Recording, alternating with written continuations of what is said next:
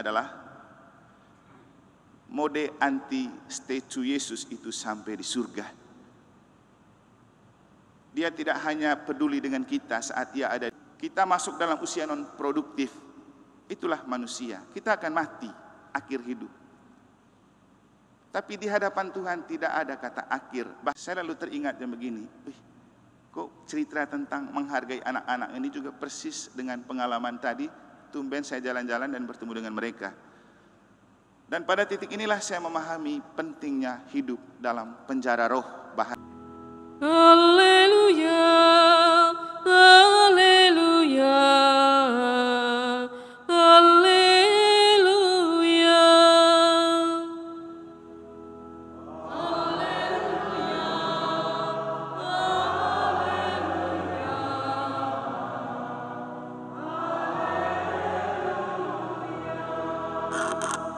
Aku akan minta kepada Bapa, dan Ia akan memberikan kepadamu seorang penolong yang lain. Haleluya, haleluya, haleluya. Tuhan bersamamu dan bersama roh. Inilah Injil suci menurut Yohanes. Dimuliakanlah Tuhan. Dalam perjamuan malam terakhir, Yesus menengadah ke langit dan berdoa. Bapa, telah tiba saatnya, permuliakanlah anakmu, supaya anakmu mempermuliakan engkau. Sama seperti engkau telah memberikan kepadanya kuasa atas segala yang hidup, demikian pula anakmu akan memberikan hidup yang kekal kepada semua yang telah engkau berikan kepadanya. Inilah hidup yang kekal itu, yaitu bahwa mereka mengenal engkau satu-satunya Allah yang benar, dan mengenal Yesus Kristus yang telah engkau utus. Aku telah mempermuliakan engkau di bumi dengan jalan menyelesaikan pekerjaan yang engkau berikan kepadaku untuk kulakukan. Oleh sebab itu, ya Bapa, permuliakanlah aku pada dirimu sendiri, dengan kemuliaan yang kumiliki di hadiratmu sebelum dunia ada. Aku telah menyatakan namamu kepada semua orang yang engkau berikan kepadaku dari dunia. Mereka itu milikmu, dan engkau telah memberikan mereka kepadaku, dan mereka telah menuruti firman-Mu. Sekarang mereka tahu bahwa semua yang engkau berikan kepadaku itu berasal daripadamu. Sebab segala firman yang engkau sampaikan kepadaku telah kusampaikan kepada mereka, dan mereka telah menerimanya. Mereka tahu benar-benar bahwa aku datang daripadamu, dan mereka percaya bahwa engkaulah yang telah mengutus aku. Aku berdoa untuk mereka. Bukan untuk dunia aku berdoa, tetapi untuk mereka yang telah engkau berikan kepadaku. Sebab mereka adalah milikmu, dan segala milikmu adalah milikku. Dan milikku adalah milikmu, dan aku telah dipermuliakan di dalam mereka. Aku tidak lagi ada di dalam dunia, tetapi mereka masih ada di dalam dunia, dan aku datang kepadamu.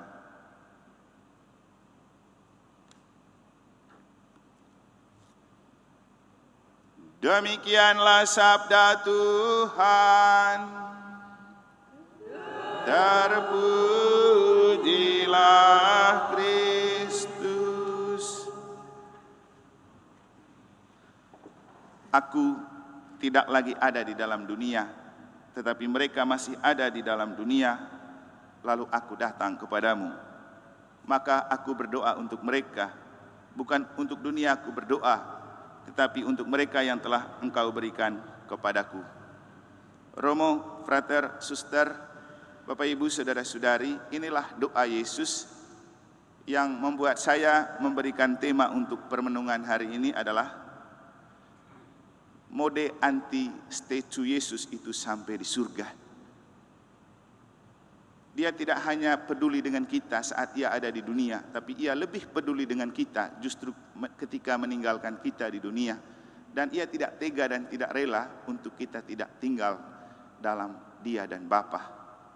Inilah yang saya maksudkan ketika juga saya berkata begini. Manusia punya kata akhir, tetapi Tuhan tidak punya kata akhir.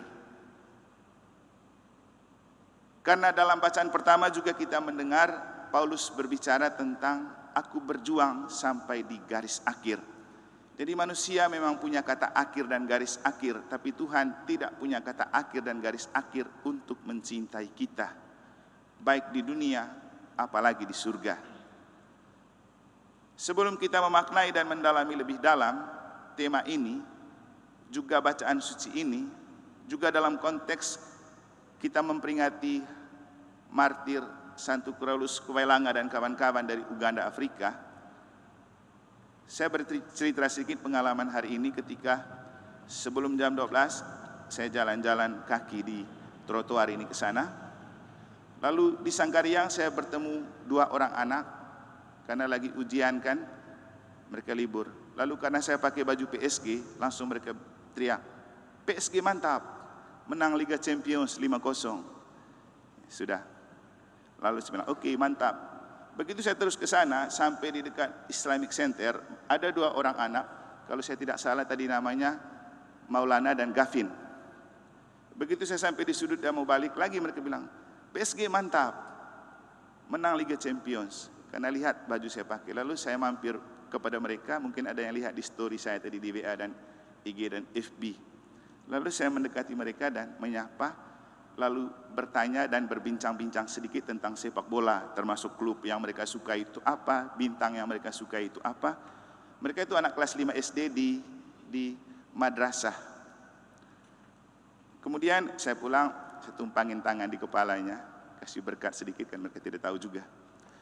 Dan setelah tadi sore saya coba lihat sedikit cerita tentang Santo Carolus dan Kweilanga, Santo Carolus Kweilanga dan kawan-kawan. Ternyata di antara banyak perjuangan mereka untuk menyampaikan kabar baik, kabar gembira, dan keselamatan Allah di Afrika, Uganda, itu yang paling menarik itu ketika mereka dibunuh hanya karena mereka memberontak kepada raja, yang waktu itu raja ini punya selera untuk seks dengan anak laki-laki kecil. Jadi sebagai pemerhati kemanusiaan, dia berusaha melindungi anak laki-laki ini dari diajak seks sama raja. Dia ajar mereka, kasih katekesi, dan satu kali raja dapat. Itulah yang menyurutkan kemarahan raja untuk kemudian membunuh mereka. Saya lalu teringat yang begini, kok cerita tentang menghargai anak-anak ini juga persis dengan pengalaman tadi. Tumben saya jalan-jalan dan bertemu dengan mereka. Dan pada titik inilah saya memahami pentingnya hidup dalam penjara roh, bahasanya Santo Paulus dalam bacaan pertama. Aku terpenjara dalam roh Tuhan. Terpenjara dalam roh artinya kita hidup dalam genggaman roh, kita hidup dalam jiwaan roh, dan kalau roh menjiwai kita, pasti roh akan selalu menuntun kita pada jalan yang benar dan jalan yang menyelamatkan, termasuk ketika kita khotbahkan, kita bicara sabda Allah. Roh Tuhan menuntun kita untuk memberikan pengalaman yang konkret untuk membuat sabda itu menjelma menjadi manusia dan tinggal di antara kita. Bapak Ibu, kenapa kemudian Bapak Ibu lihat saya itu lebih suka menceritakan pengalaman harian untuk memaknai kitab suci? Karena memang Tuhan sudah menuntun hidup kita untuk mengarahkan pengalaman itu sebagai kenyataan bahwa yang Tuhan omong itu memang nyata. Dan tugas kita rohaniwan itu adalah memaknai setiap pengalaman hidup dalam konteks sabda Allah. Itulah yang disebut dengan firman Allah itu pelita dan pedoman bagi kehidupan. Dan itulah pentingnya lumen fidei, artinya cahaya iman. Jadi dalam konteks novena Pentakosta, bagi kita penting, Bapak Ibu, para romo dan frater suster, penting sekali itu kita minta Roh Kudus, supaya Roh Kudus menaungi kita, menjiwai kita, menuntun kita pada jalan yang benar dan keselamatan. Karena kita tidak tahu apa yang akan terjadi dengan hidup kita. Yang kita tahu, kita berpasrah untuk membiarkan Roh menuntun kita sesuai dengan apa yang terbaik. Yang pasti Tuhan tidak punya maksud jahat untuk kita. Tuhan selalu punya maksud baik untuk kita. Kadang-kadang karena kita memaksakan kehendak sendiri dan selera pribadi, kita lupa maunya Tuhan. Mungkin pernah ada yang ingat ketika saya bercerita tentang seorang kaya yang mau bepergian. Dia sudah beli tiket. Kemudian dia berjalan ke bandara dan jalannya macet. Dia ngomel-ngomel di jalan dengan sopir dan dengan semua orang di rumah karena dia terlambat. Akhirnya sepanjang hari itu dia terus marah-marah karena tidak jadi terbang. Nah, malamnya dia melihat dan membaca berita, ternyata pesawat yang harus dia tumpangi itu jatuh. Kan? Tuhan selalu memberikan keputusan yang terbaik, walau mungkin bagi kita itu tidak baik. Yang jadi tidak baik ketika kita tidak percaya dengan iman, tidak percaya dengan tuntunan Roh Kudus, dan Roh membawa kita kemana. Termasuk juga ketika kita rekoleksi para Romo dan Frater di Sumbawa menjelang Paskah, saya bilang kita harus bersyukur dan bangga ditempatkan Tuhan di Dekanat NTB, karena Tuhan lebih tahu apa yang terbaik untuk orang seperti kita. Jadi kita itu datang bertugas di sini bukan karena selera dan kemauan sendiri, tapi Tuhan yang menuntun dan menunjukkan siapa yang terbaik sekarang ada di Mataram. Siapa yang terbaik sekarang ada di Ampenan, siapa yang terbaik sekarang ada di Sumbawa. Tuhan tahu, karena ini kerajaan Allah, bukan punya manusia. Kadang-kadang kita manusia menilai sesuai dengan selera dan kemauan kita.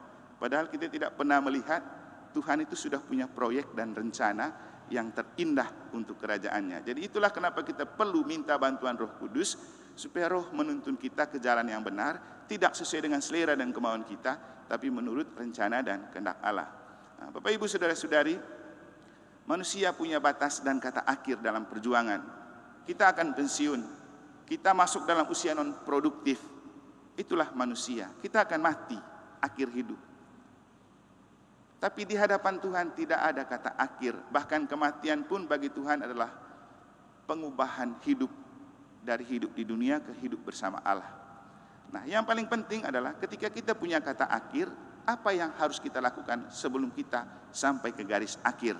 Nah, disinilah kita perlu memaknai hidup dengan memberi diri secara total dan loyal. Itulah yang dilakukan oleh Paulus. Dia bilang apa? Saya tidak mengabaikan tugas dan tanggung jawab yang diberikan kepada saya. Saya mengerjakan itu sampai garis akhir, sampai titik darah penghabisan. Karena rasa tanggung jawab saya terhadap apa yang dipercayakan oleh Tuhan. Itu juga yang dilakukan oleh Carolus Lwanga dan kawan-kawan di Uganda, Afrika. Jadi kita masih ingat lagu, hidup ini adalah kesempatan. Hidup ini untuk melayani Tuhan. Jangan sia-siakan waktu yang Tuhan beri.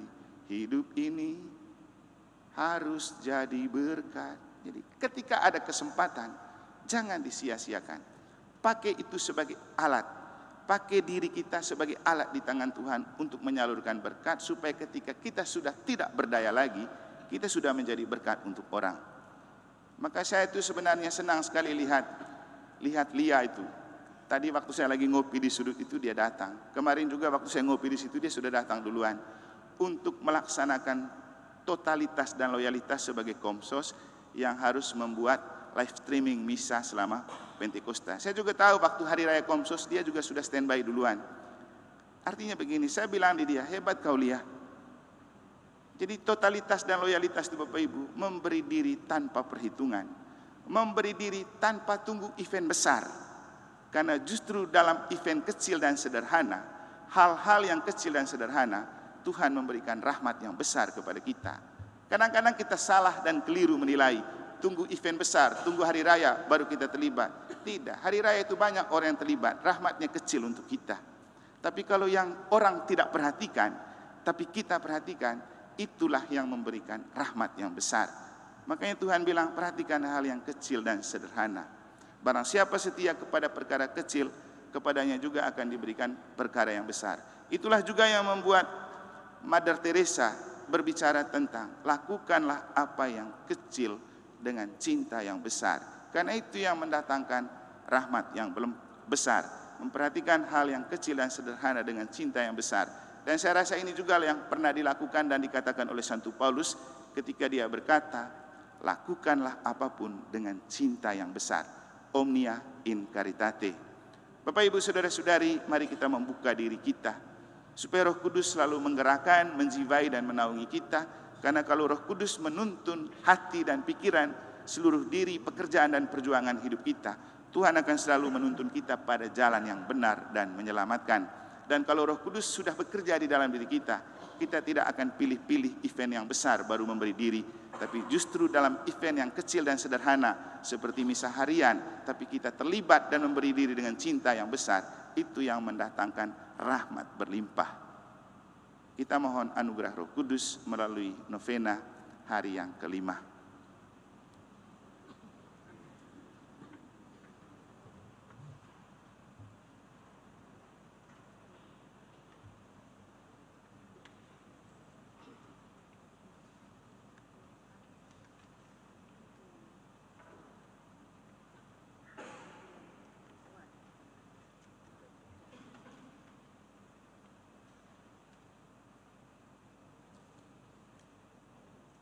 Kita buka